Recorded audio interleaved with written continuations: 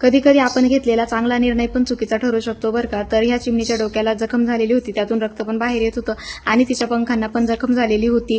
तर त्याचं झालं असं की आमच्या घरामध्ये चिमण्यांनी घरटं बनवलेलं होतं आणि त्या सारख्या जाई करत राहायच्या आणि उन्हाळा असल्यामुळे घरामध्ये फॅन पण कंटिन्यू चालू असतात.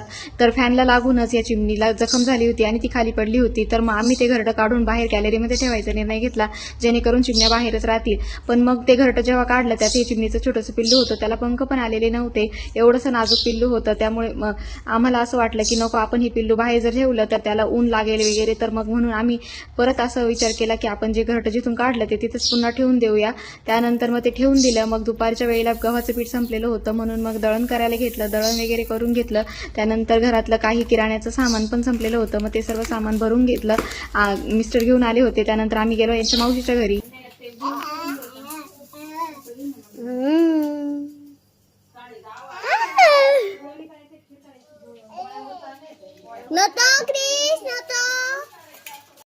तिथे गेल्यानंतर त्याने खूप सारं पाणी खेळलं. त्यानंतर मग देवघरामध्ये गेला. देवघरामध्ये कलश मांडलेला होता, तो त्याने खाली पाडून दिला. दोनच गोष्टी ज्या त्याला खूप आवडतात, एक म्हणजे पाणी खेळणं आणि दुसरं म्हणजे पसारा करणं.